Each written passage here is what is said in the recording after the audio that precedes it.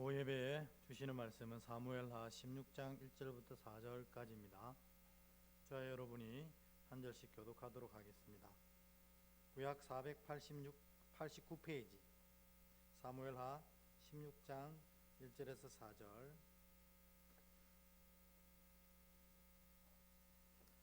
교독하겠습니다. 제가 먼저 읽고 여러분 또 한 절 읽고 이렇게 교독하겠습니다. 사무엘하 16장 1절부터입니다. 다윗이 마루턱을 조금 지나니 무비보셋의 종 시바가 안장 지은 두 나귀에 떡 200개와 건포도 100송이와 여름 과일 100개와 포도주 한 가죽 부대를 싣고 다윗을 맞는지라.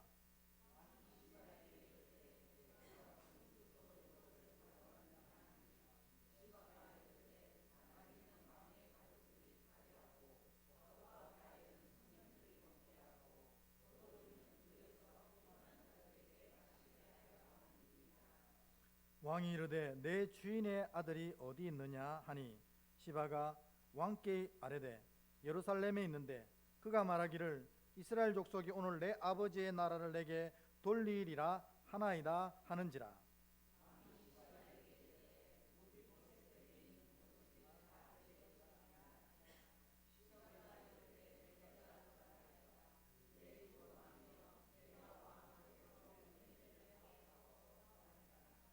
아멘. 앞뒤로 한번 인사하겠습니다. 하나님이 당신을 도우십니다. 이렇게 인사하겠습니다. 시작. 하나님이 당신을 도우십니다. 아멘. 우리 이제 광야학교에 대한 얘기를 지난주부터 하고 있는데요. 여러분, 광야가 학교가 되는 게 은혜입니다. 그러니까 이 단어를 안다는 자체가 은혜예요. 왜냐하면 우리는 광야면 광야고 학교면 학교지 뭐 광야가 학교가 되냐, 그렇게 생각합니다. 왜냐하면 뭐 성경 공부 시간이나 설교 시간에는 은혜롭게 광야 학교 이렇게 얘기하지만 실제로 삶에서 어려움을 당하면 쉽지가 않거든요. 이 어려움이 빨리 지나갔으면 좋겠고, 그리고 또 이런 일이 두 번 다시 내게 있지 않았으면 좋겠고, 그런 마음이 더 크지 않겠습니까? 당연한 겁니다. 우리가 사람이라서 그렇습니다. 그런데 하나님께서 우리를 광야로 세우시는 이유가 있다는 것, 그거를 아는 게 지난주와 오늘의 주된 핵심입니다. 왜 하나님은 사랑하는 자녀를 광야로 세우실까요? 여러분, 광야가 어떤 곳입니까? 덥고 메마르고 고통스럽고 먹을 것 없고 그런 곳 아닙니까? 그러니까 삶의 진짜 어려움을 당하고 있는 곳이 광야입니다. 근데 하나님께서 왜 우리를 이 광야로 세우시냐 하는 겁니다. 참 이해가 안 될 때가 많습니다. 그런데 성경을 우리가 읽어야 되는 이유가 뭐냐면, 성경을 읽어보니 하나님이 자녀를 광야에 세우시는 이유를 분명히 설명하고 있거든요. 그러니까 여러분, 우리가 신앙을 하는데 말씀을 읽지 않고 신앙한다는 만큼 어리석은 게 없어요. 왜냐하면 내 마음으로 신앙을 하기 때문에, 내 마음대로 신앙하기 때문에, 내가 알고 있는 알량한 지식으로 신앙하기 때문에 신앙의 모양이 자꾸 왜곡되는 겁니다. 그래서 이 말씀을 열심히 묵상하는 것만큼 좋은 게 없다. 그래서 구약에서는 복 있는 자를 꼽으라 하면 딱 먼저 꼽는 게 있잖아요. 주의 말씀을 주야로 묵상하는 자가 복이 있다. 여러분, 이 복이 여러분에게도 임하시길 축복합니다. 그러면 광야가요 학교가 되는 거예요. 왜? 하나님이 나를 이 광야에 세우신 이유를 이해하기 때문에 광야가 학교가 되고, 고난이 은혜가 되고, 위기가 기회가 되는 역사가 나타나는 겁니다. 어떻게 해요? 성경을 읽어보니까 광야를 우리에게 허락하신 이유가 드러나기 때문입니다. 하나님이 내가 이토록 하나님을 섬기며 열심히 살았는데도 불구하고 여기에 세우신 이유가 이것이구나 기억하게 되는 겁니다. 여러분, 첫 번째로는 뭐였을까요? 하나님을 바라보는 시선을 회복해 하시려는 겁니다. 다윗은 목동으로 살 때는 사실 볼 게 하나님밖에 없었어요. 아버지로부터도 버림받고 형들에게도 괄시받고, 그래서 다윗은 매일 집에도 있지 못하고 양들을 치는 일에 내몰렸던 자입니다. 그래가지고 사무엘이 기름 부은 자를 찾을 때에 아버지가 다윗은 숨겼어요. 왜 숨겼어요? 다윗이 용모가 아담하다고 그랬거든요. 그러니까 다른 아들은 다 기골이 장대하고 왕 될 만하다고 아버지가 생각하는데 다윗은 내놓기가 좀 부끄러운 거예요.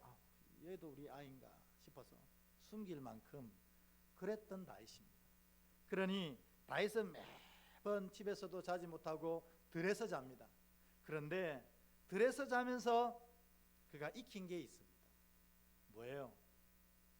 사람을 의지하지 않고 하나님만 의지하는 법을 익힌 거예요.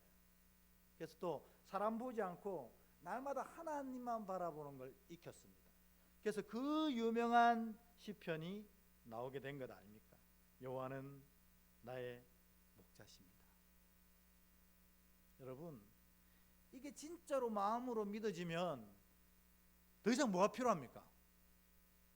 하나님이 내 목자라는 것이 마음으로 우린 다 알고 있어요. 시편 23편 끝까지 저보다 더 잘 배우는 사람도 계실 거예요. 여기서 머리로 아는 것은 능력으로 나타나지 않더라고요. 어떻게? 이렇게 진심으로 마음으로 믿어지는 거죠.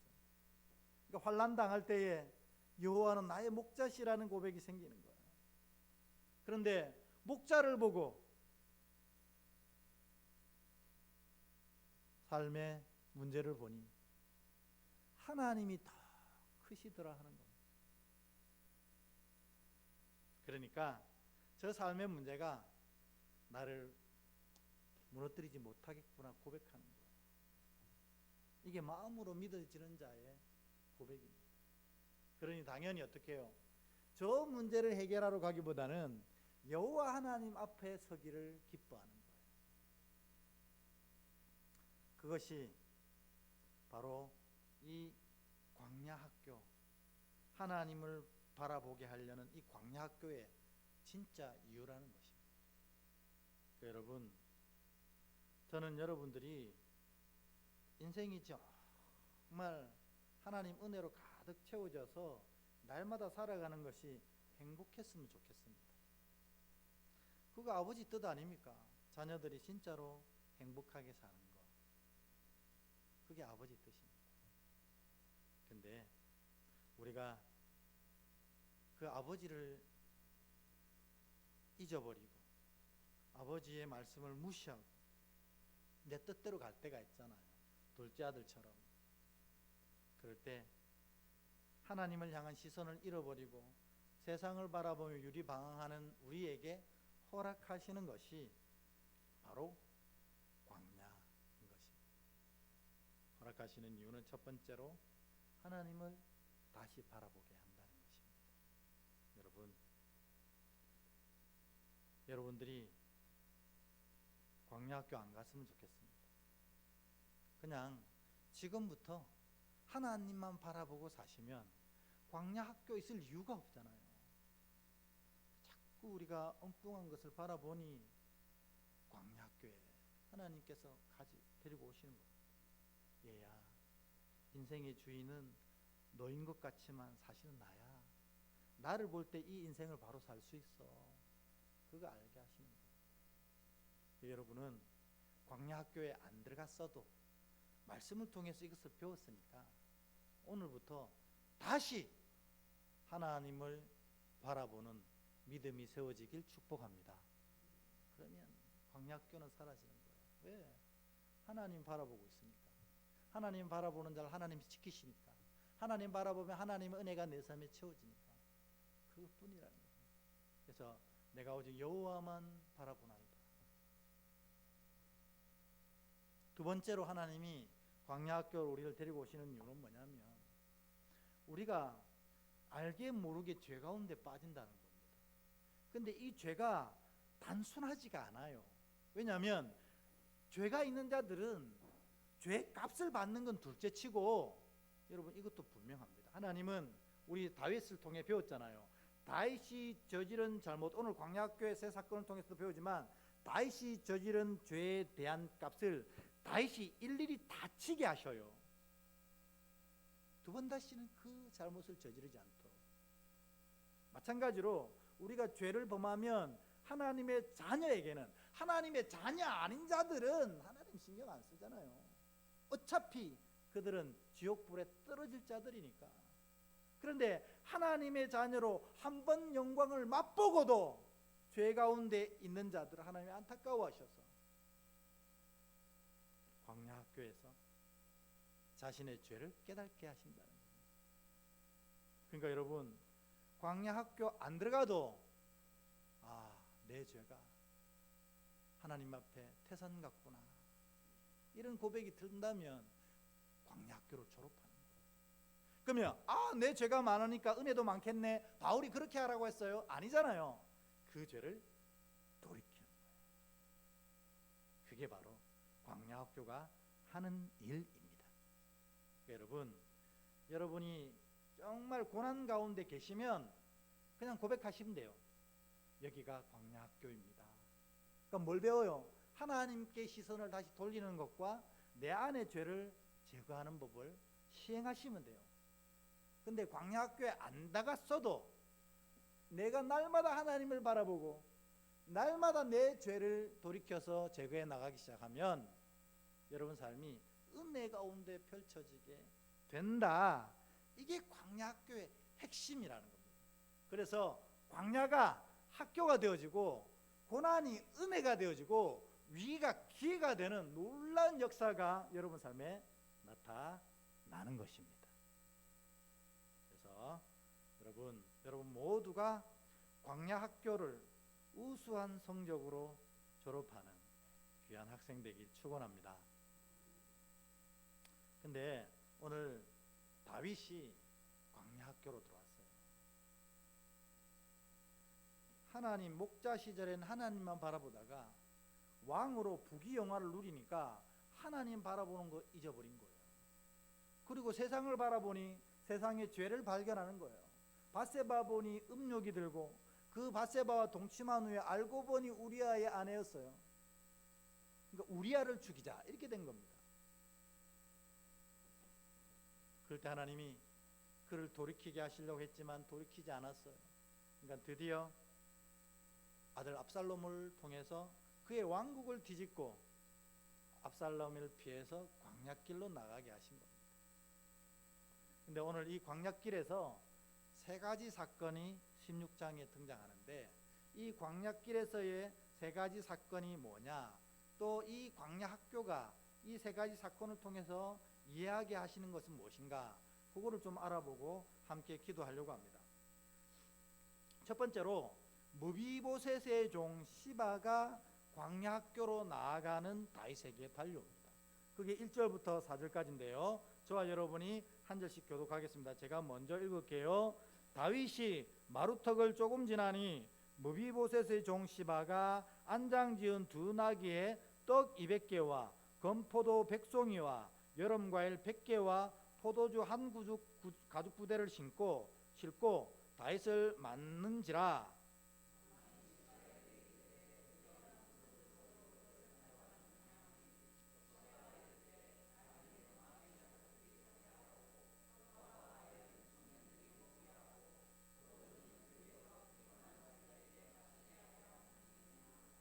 왕이 이르되 내 주인의 아들이 어디 있느냐 하니 시바가 왕께 아뢰되 예루살렘에 있는데 그가 말하기를 이스라엘 족속이 오늘 내 아버지의 나라를 내게 돌리리라 하나이다 하는지라.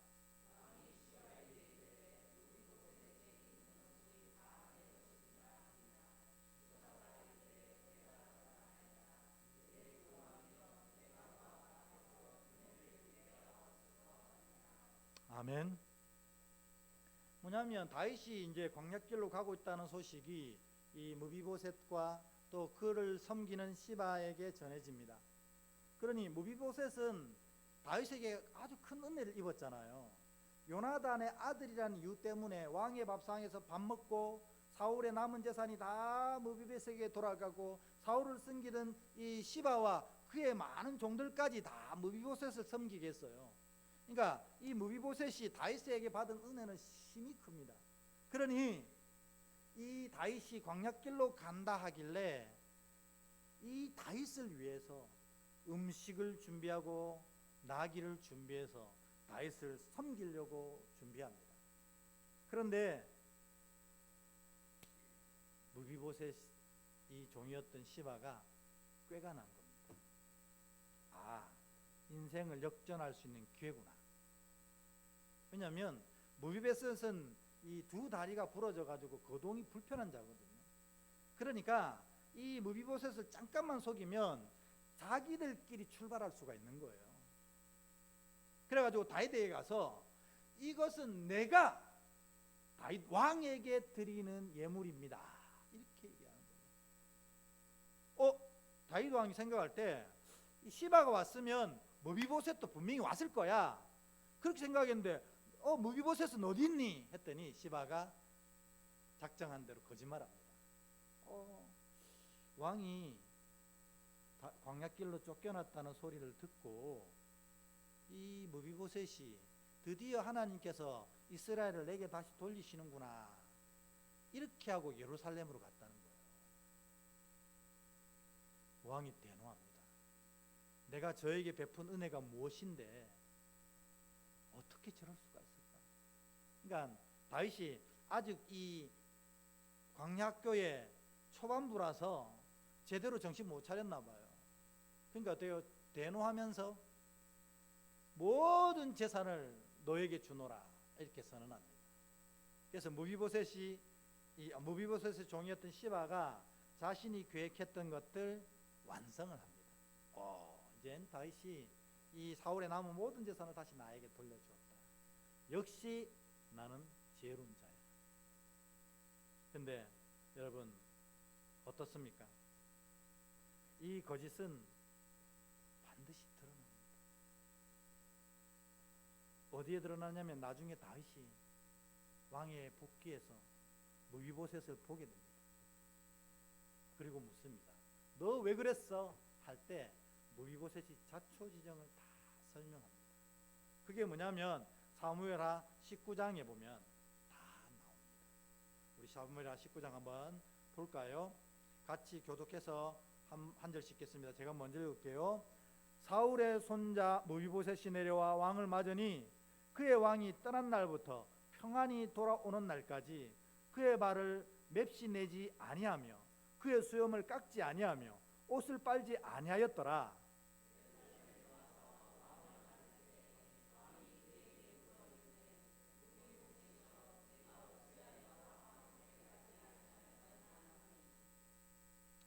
대답하되 내 주 왕이여, 왕의 종인 나는 다리를 절므로 내 나귀에 안장을 지어 그 위에 타고 함께 가려 하였더니 내 종이 나를 속이고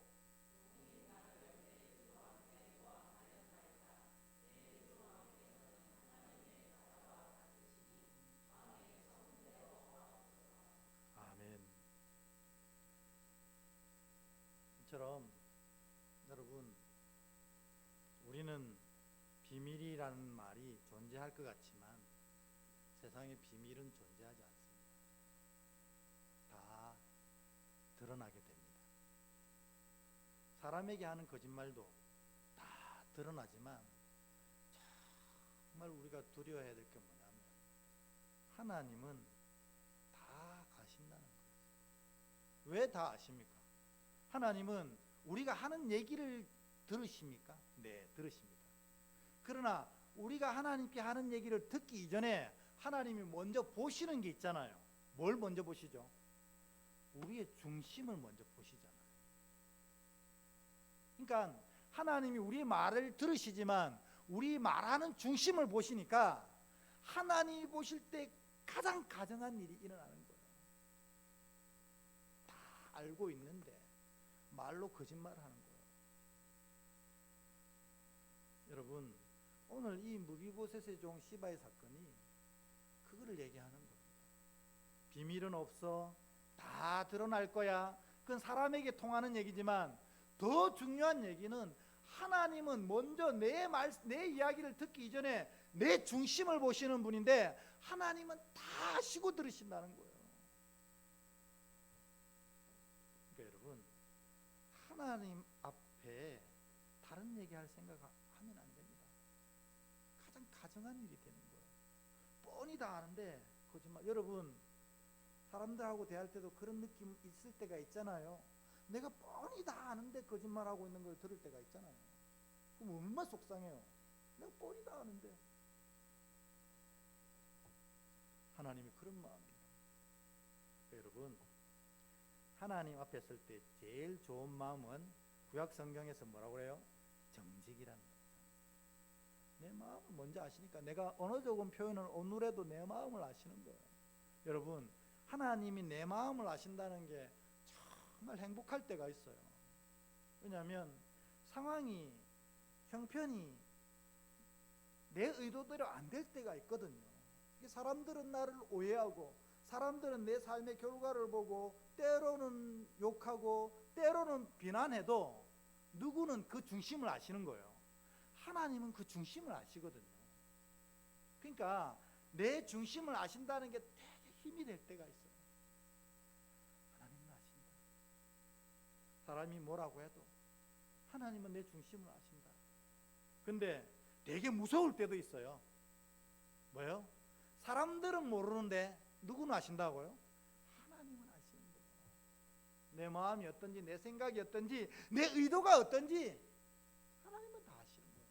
그러니까 사람들은 칭찬하고 사람은 모른다 할 때에 되게 두렵습니다. 하나님이 아십니다. 여러분, 오늘 광야학교에서 맨 처음, 나중에 물론 나중에 깨달지만 맨 첫 사건이 주는 의미가 뭐냐면 광야학교 1교시, 하나님이 다 아신다는 거예요. 우리 앞뒤에 있는 분들에게 축복이기도 하고 격려이기도 합니다. 하나님이 다 아십니다. 시작하겠습니다. 시작. 하나님이 다 아십니다. 와, 신납니다. 하나님이 다 아신다는 거잖아요. 내 아픔, 내 고통, 내 슬픔 다 아시는 거예요. 그러면 다 아시는 하나님이 모른 채 하십니까? 다 해결해 가시는 거예요. 그래서 이것만 고백해도 할렐루야인 거예요. 근데 이게 놀렐루야 되는 사람 있잖아요. 하나님 진짜 아셔? 깜짝 놀라는 거예요. 내 이 어리석은 마음, 내 이 부족한 마음, 내 이 모자란 마음 하나님 아셔? 오늘 이 말씀이 놀렐루야 아니고 할렐루야 되시길 축복합니다. 두 번째, 심의 사건이, 한번 말씀부터 먼저 읽어보겠습니다. 5절부터 8절 교독해서 또 읽습니다. 제가 먼저 읽을게요. 다윗 왕이 바후림의 이름에 거기서 사울의 친족한 사람이 나오니 게라의 아들이요 이름은 심의라. 그가 나오면서 계속하여 저주하고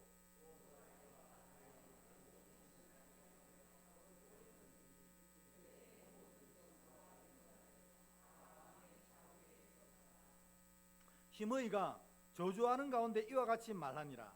피를 흘린 자여, 사악한 자여, 가거라 가거라.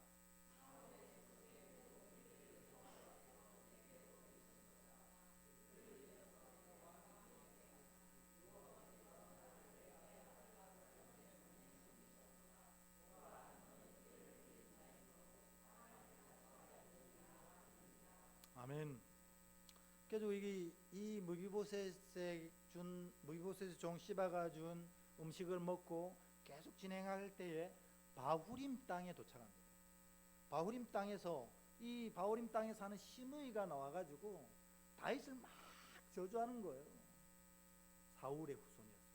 사울의 가족이었어요. 그러니 너가 피 흘린 자, 그 피를 지금 받고 있다고 막 저주하면서 사울을 계속해서 공격합니다. 그러니 요압이 듣다가 못 참아가지고 주여, 저 성경 표현대로입니다. 저 개 같은 자가 왕을 저주하니 내가 당장 건너가서 저를 죽이게 하소서 하는데 다윗이 놔두라고 합니다. 저를 통해서 하나님 나를 깨닫게 하신다는 거예요. 근데 여러분 항상 이 우리가 아하 포인트라는 게 있거든요. 아하 포인트. 뭐냐면 깨달는 순간이 있어요. 믿음도 사실은 이 아하가 돼야 되거든요. 아까 하나님이 다 아신데 이 아하 포인트가 있는데 오늘 이 5절부터 8절 사이에 다윗이 아하 했던 구절은 어디일까요? 바후림입니다. 바후림이 왜 아하 포인트지? 다윗이 왜 이렇게 마음이 넓어져 가지고 좀 전까지만 해도 무비보셋에게 분노하던 다윗이 왜 바후림에 와서는 이렇게 순한 양으로 바뀌었을까? 바후림이 아하 포인트인 거예요. 여러분 바후림 하면 생각나는 사람 없습니까? 바후림 하면 누가 생각나야 되냐면 다윗의 첫 번째 아내였던 누구죠? 첫 번째 아내 이름이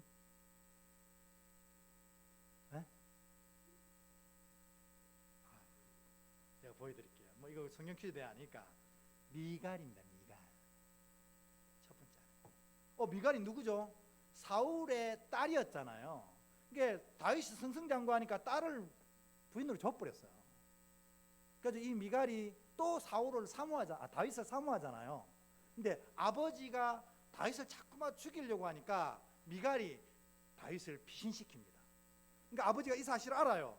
열받아서 이 딸을 어떻게 합니까? 다른 남자에게 시집을 보내버려요. 이미 결혼한 여자를 시집 보내버리는 거예요. 그래가지고 다윗이 계속 수년 동안 피난 다니는 동안 이미 다른 남자의 아내가 돼가지고 행복하게 살고 있어요. 우리 나중에 성경 보면 알지만 행복하게 살고 있어요. 근데 다윗이 왕이 딱 되면서 이 미갈을 다시 찾아옵니다. 아니 다윗이 딱 왕 될 때 아내가 몇 명이었겠어요? 벌써 몇 명이잖아요. 바세바도 있지, 뭐 수두룩백백하거든 지금. 근데 왜 하필 왕이 되자마자 미갈을 데려오게 했을까요? 첫사랑이라서 못 잊었어요? 아닌 것 같아요. 왜냐하면 그 뒤에 미갈을 대하는 태도 보면 아니거든요. 왜 그랬냐면 사울이 미워서 그랬어요. 내 아내를 함부로 다른 사람에게 줘버렸다는 것이 너무 속상한 거예요.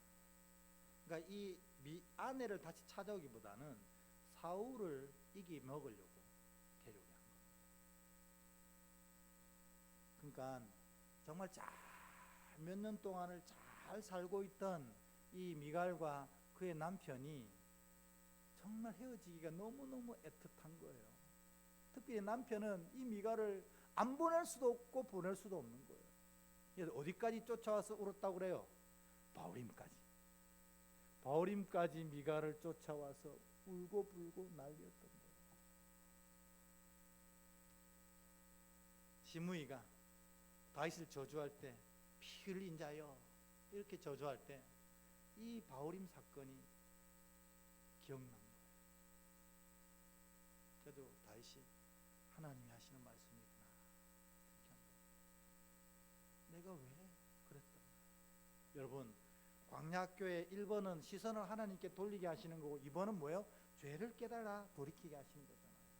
오늘 다윗이 그 바후림에서 자기가 그렇게 모질게 했던 그 행동들이 기억이 나서 이제 회개하게 합니다. 이게 사실은 광야학교의 가장 중심된 목표랍니다. 그러니까 여러분 광야학교를 가고 계신 분들은 이 광야학교가 빨리 끝나기를 바라잖아요. 그러려면 시선을 하나님께 돌리고 내 죄를 회개하면 광야학교가 끝나는 거예요. 근데 이럴 생각은 안 하고 왜 주님 나만 겪는 이 고난을 주십니까? 다른 사람들은 다 평안하고 행복한 것 같은데 왜 내 인생은 이렇습니까? 이러면 광야학교가 못 끝나는 겁니다.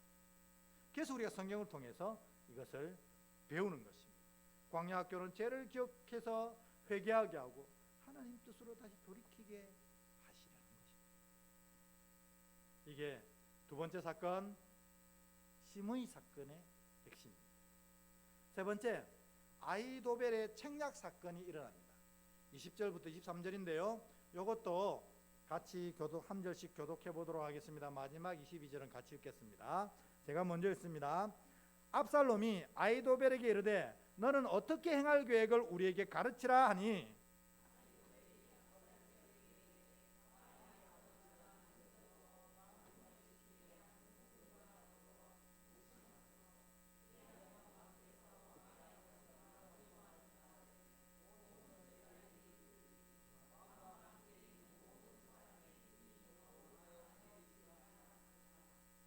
같이 읽습니다. 이에 사람들이 압살롬을 위하여 옥상에 장막을 치니 압살롬이 온 이스라엘 무리의 눈앞에서 그의 아버지의 후궁들과 더불어 동침하니라. 아멘. 세 번째, 이 광야학교에서 일어난 사건은 뭐냐면 아히도벨이 계략을 짜는 겁니다. 여러분, 아히도벨은 이스라엘의 뛰어난 책사였습니다. 사실은 이스라엘이 승리한 것은 하나님 때문이기도 하고 두 번째는 아히도벨 때문이기도 합니다. 이거 얼마나 뛰어난 책략사인지 전쟁마다 하나님 뜻을 알고 이기게 하는 거예요. 세 번째로는 요압 같은 훌륭한 장군 있었기 때문입니다. 이 삼박자 때문에 다윗이 이긴 거지 다윗이 대단한 거 아니었어요. 근데 하나님 외에 두 번째 승리의 요인이었던 아히도벨이 압살롬이 왕국을 세우자 압살롬에게로 넘어가는 겁니다. 그러니 사람들이 볼 때 와, 이게 압살롬이 대세인가 보다 해서 아히도벨이 넘어가는 걸 보고 압살롬에게로 많은 백성들이 넘어갑니다. 근데 이 아히도벨이 역시 책사인 것이 뭐냐면 이제 이 이스라엘 나라가 온전히 압살롬 것이 되기 위해서 왕이 해야 될 것이 있습니다 하는 게 뭐냐면 이 다윗의 많은 후궁들을 백주대낮에 왕궁 옥상에서 동침하소서. 그러면 모든 백성들이 대낮에 그걸 하는 걸 보고 아, 이 나라는 진짜 압살롬의 나라구나 라는 걸 깨닫게 될 것입니다 합니다. 압살롬이 그 계획대로 행하니 진짜로 많은 사람들이 압살롬에게로 다 돌아오게 되는 것입니다. 이 소식이 다윗에게 안 전해졌을까요? 여러분, 이거 오늘 사건이 일어나기 이전에도 우리가 많이 이 얘기를 했었는데 다윗이 자기는 아무도 모르게 은밀한 밤에 남의 아내를 뺏었습니다.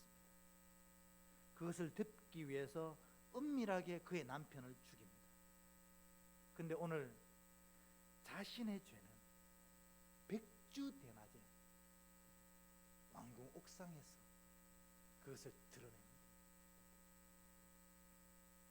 다윗이 이걸 보고 우리 맨 처음에 우리 첫 번째 사건을 통해서 깨달은 게 뭐예요? 세상의 비밀은 없다. 두 번째 뭐예요? 누가 다 아신다고? 하나님이 다 아시는구나. 그거 다시 깨달은 거예요. 그러니까 이 소식을 들은 이 다윗의 마음이 얼마나 무너졌겠어요. 제대로 광야학교로 지금 가고 있는 겁니다. 제대로. 여러분, 하나님이 우리에게 광야학교를 허락하시는 이유는 바로 이거라는 거예요. 그러니까 여러분, 광야학교라는 단어를 아는 것만 해도 여러분 진짜 은혜입니다. 왜냐하면 세상은 광야는 광야고 학교는 학교거든요. 근데 우리는 광야가 학교라는 사실을 성경을 통해서 배운 거예요. 그것만 해도 은혜인데 이 광야 학교가 진짜로 우리에게 고통과 아픔을 주기 위한 것이 아니고 뭘 하라고? 이 어려움을 통해서 내 시선을 하나님께 돌이키고 내 죄를 깨닫고 고쳐가라고 하나님이 우리에게 허락하시는 게 광야학교라는 겁니다. 또 똑같은 말씀을 드려야 합니다. 뭐냐면 말씀을 통해서 배웠으면 야, 우리 광야학교를 제대로 지내보자, 이게 옳은 건가요? 아니면 광야학교에 가기 전에 돌이키자, 이게 옳은가요? 제가 말씀을 드리는 이유는 바로 후자입니다. 광야학교 가기 전에 시선을 하나님께로 돌이키고 내 안에 있는 죄를 발견해 없이 할 때 내 삶이 광야학교가 펼쳐 펴지지 않는 거예요. 근데 당해봐야 하는 분들이 있어요. 그게 목회자로서는 제일 아픈 부분입니다. 딱 보면 광야학교 초입에서 입학 원서 쓰고 있는데도 당해봐야 하니까 하면서 막 가는 거예요. 오늘 여러분 원서 쓰고 계신 분들은 찢으십시오. 광야학교 원서 들어가면 너무 힘들어요. 들어가기 전에 내 시선을 하나님께, 내 속에 있는 죄를 고쳐낼 때 은혜 학교가 펼쳐집니다. 광야학교 대신에 은혜의 놀라운 학교로 입학하시는 여러분들이 되시기를 주의 이름으로 축복합니다.